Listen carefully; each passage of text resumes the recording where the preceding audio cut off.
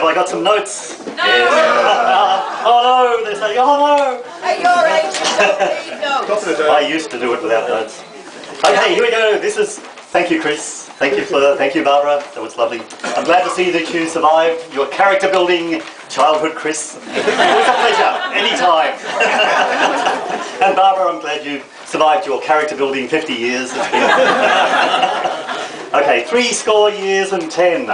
Mark Twain said it was the biblical statute of limitations. After that, you owe no active duties. For you, the strenuous life is over.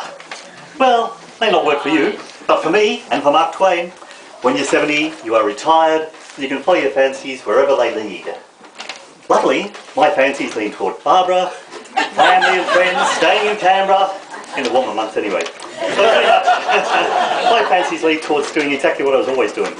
So, as Chris has said and others said, we've got Sally and Gavin up there on Bribey Island and 4 grandkids, and Fleur, Stephen. Get ready to wave when I say your name, okay? And 4 grandkids. Julia couldn't be here today, she's at a youth camp.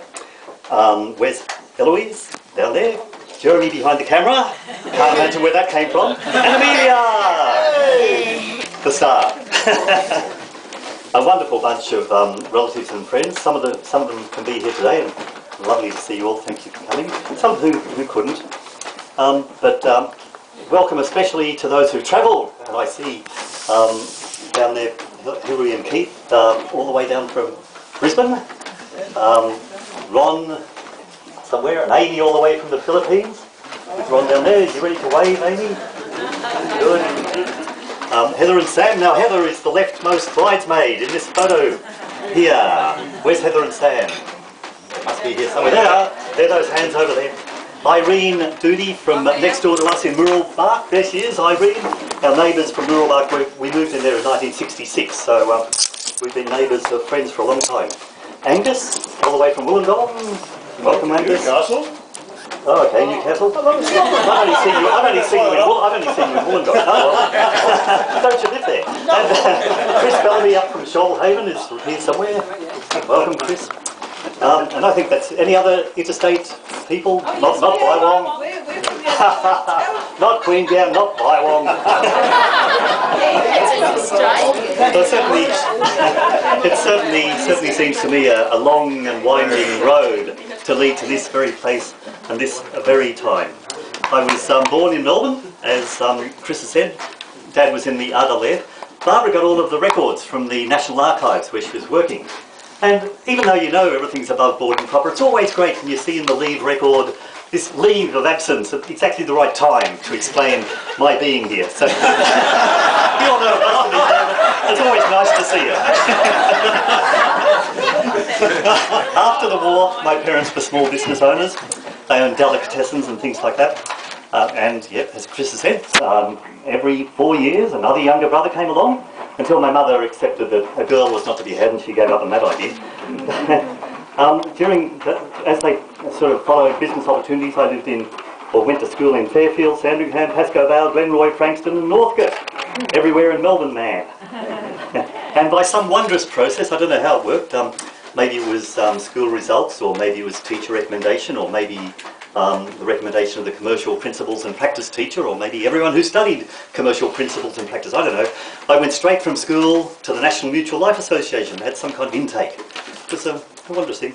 And I kind of rocked up there at spot on 9 o'clock on a Monday morning, after my long school Christmas holidays. And they said, we start at 8:45 here. And they said, what do you want to do? And I said, I don't know. And they said, do you want to be a calculations clerk? I said, I don't know. They said, oh, you sound like the right bloke for this new IT section. So they put me there, and that's where my career started. Purely random. They just decided to stick me there because I didn't want anything else. The fledgling Data Processing and Systems Division, introducing those newfangled machines called computers that no one knew what they were. Anyway, family, school, work. First 18 years were sort of, that was about all. Like a black and white movie, just sort of pretty, nothing much happened. Then, that fateful barn dance at a church dance in Carlton in May 1962.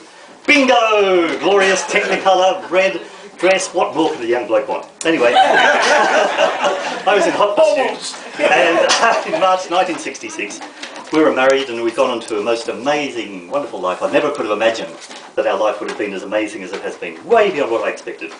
At the same time, and intertwined with this wonderful life with Barbara and the two girls and now their families, I've been immersed in that IT revolution. That first computer I went to work on, I don't know if you know what a bit is, but it's like 0 or 1. A bit was like a vacuum tube, a valve, and some capacitors and resistors, all those things that I like soldering together. And one of those, and then so 8 of them makes up a byte, and the little app in your hand has got 16,000 millions of those little bytes that used to take that big. Yeah, and we just to wake you up, we programmed them by hammering rivets into Bakelite boards. Luxury, he says. Used to use time to get the output. Anyway, I've done a degree in economics and a diploma of business studies and built and sailed a sailboat and cross-country skied and bushwalked, and I've been a board chair. Fleur loved me being her board chair, didn't you, Fleur? Kept on bringing notes home from the principal. Fleur, call to the office, please. Oh no, what now? A note here, Dad. President of Rostrum Public Speaking Club and Monero Folk Society. Studied Chinese Mandarin, travelled, danced, played chess. And nothing makes me happier than when Jeremy, where is he? Jeremy beats me at chess. Except when I beat him back. So, and we certainly love watching the grandchildren's academic, musical, sporting, dance and cooking achievements. They're doing real well. So, is it exciting being 70? Certainly beats the alternative. Barbara and I enjoy each other's company. It's amazing how close, what a formidable team you become after 50 years. We're enjoying the family, dancing, various clubs and social activities and caravanning. We're going to exchange contracts on an apartment real soon now. We've been going to exchange contracts real soon now since April. We're going to buy this patch of blue sky up there above what used to be the Jamison Inn. And they're going to build an apartment block up underneath it and up to our patch of blue sky.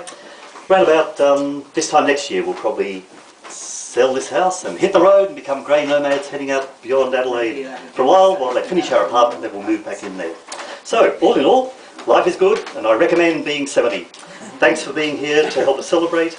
It's you and not worldly possessions that make us happy. Thank you.